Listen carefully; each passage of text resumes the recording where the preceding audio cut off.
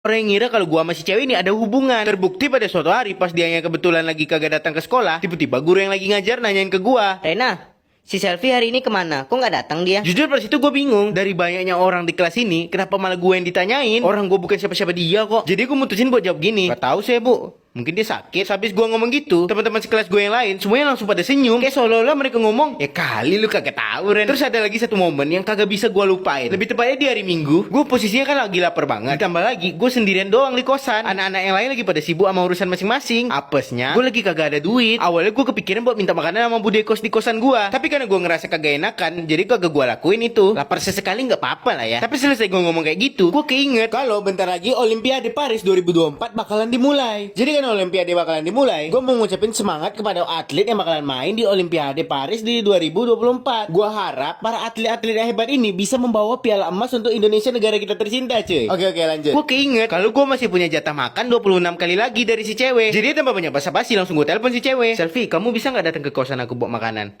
Lapar parah akunya. Terus si cewek ngejawab, Oh, oke.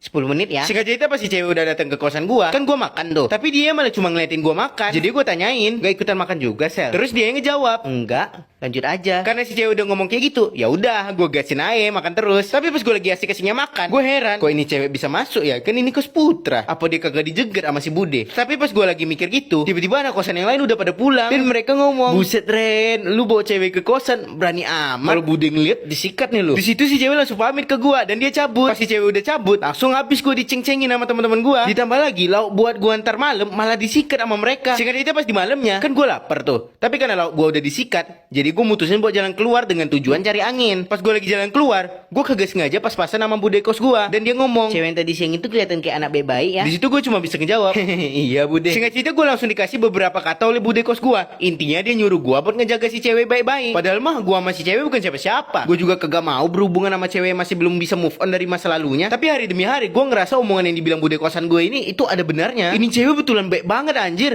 Gue jadi ngerasa cowok yang ninggalin dia ini gobloknya bukan main. Kayak tiba-tiba muncul aja rasa perasaan gue pengen ngelindungin dia. Sampai pada suatu hari, lebih tepatnya di hari terakhir si cewek ngasih makanan ke gue ngerasa kayak rada sedih gitu. Karena ya ini tukannya sama aja kayak makanan perpisahan. Dan yang bikin gue makin sedih, gue sadar kalau gue suka sama dia. Jadi ya pas gue nerima makanan terakhir kalinya dari dia, gue mutusin buat ngungkapin perasaan gue. Gue ngomong gini nih, Selfie, kamu tahu nggak?